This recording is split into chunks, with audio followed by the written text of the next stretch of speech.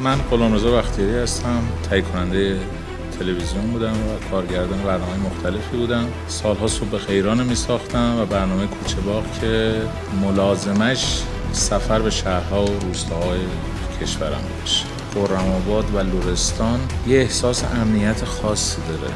کافه ها و رستوران ها پا به پای بهترین نقاط ایران داره جلو میاد. خب این خیلی خوبه. یعنی زیرساخت‌ها داره شکل میگیره، ولی زیرساخت‌های اقامتی نیست. شما اون ساختارا رو انجام بدید جزء استان‌های پرگردشگر خواهید. هر 6 نفر گردشگر خارجی که وارد بشه یک شغل ایجاد میشه. یعنی اگر یک سال 1 میلیون نفر بازدید داشته باشید از ثبت جهانیتون، اصلا مشکل بیکاریتون کامل رفع میشه.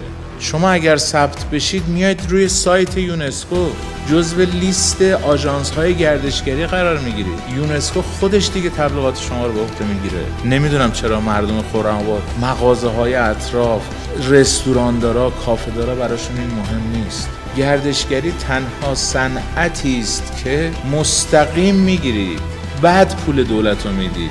اهمیت ثبت جهانی رو نسبت به افزایش درآمد سرانه استان براشون باید توضیح بدید و این کار جز رسانه کسی دیگه ای کار نمیتواند بکنه. یکی از مشکلاتی که من در فرهنگ لرستان دیدم اینه که تا ارائه ندی درخواست عمومی نمیشه. یعنی اصلا کسی درخواست نداره که اینجا چرا هتل 4 ستاره نداره. رسانه خیلی مهمه. رسانه ملی و مرکز سیمای استان باید بیاد پای کار.